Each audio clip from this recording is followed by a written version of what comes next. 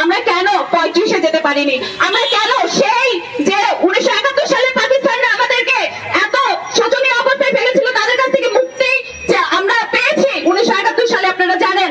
এবং সেই বেড়াজাল থেকে আমরা কেন এখনো মুক্ত হতে পারিনি? আমরা কেন তাদেরকে এখনো ফলো করবো, যেখানে তাদের বিশ্বের মধ্যে 162টা দেশে আপনারা দেখবেন 35 সময়সীমা প্রবেশের, সেখানে পাকিস্তান একমাত্র রাষ্ট্র যেখানে 30 আছে। আবার তাদের বিভিন্ন অঙ্গরাজ্য যদি আপনারা অ্যানালিসিস করেন তাহলেও দেখবেন সেখানে 36 বছর আছে। তাহলে আমরা কেন সেই পাকিস্তানের মতো একটা রাষ্ট্রের, যে রাষ্ট্রটা আমাদেরকে স্বাধীনতার সময়ে কি পরিমাণ আমাদের অন্যায় অত্যাচার করেছে, কি পরিমাণ গণহত্যা করেছে, কি পরিমাণ আমাদেরকে ডমিনেট করেছে আপনারা দেখে আসছেন, তাহলে তাদের মতো কেন আমরা আমাদের এই চাকরিতে প্রবেশের সময়সীমা ওই জায়গায় ধরে রাখবো? আমরা তো অনেক উন্নত হয়েছি, তাই না?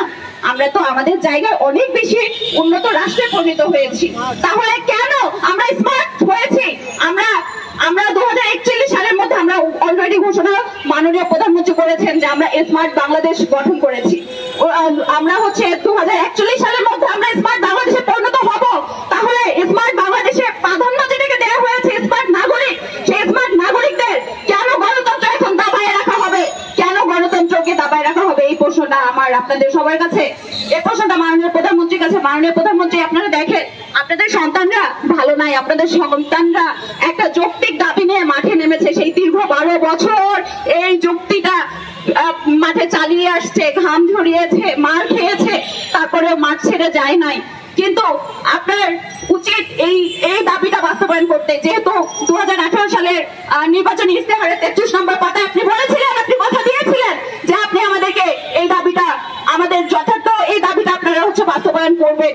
তো সেই জায়গা থেকে আপনারা কেন এখনো সেই দাবিটা বাস্তবায়ন করলেন না? আমার প্রশ্ন।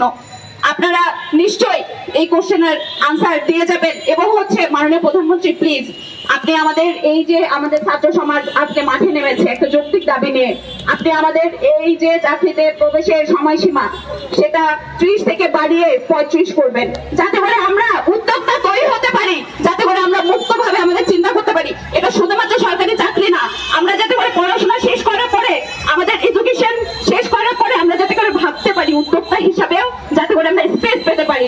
আমরা যাতে করে ওখানে যদি আমরা কোনো সরকারি চাকরিতে সার্ভ করতে চাই এবং সেখান থেকে যদি মনে হয় যে আমরা বেসরকারি চাকরিতে এখন সার্ভ করবো, সেটাও যাতে করতে পারি। আবার আমরা যদি মনে হয় যে বেসরকারি চাকরি আমার ভালো লাগছে না, আমি এখন উদ্যোক্তা হব, সেই জায়গা থেকেও যাতে করে আমাদের একটা জায়গা ক্রিয়েট হয়, সেই জিনিসটা আপনি অবশ্যই দেখবেন।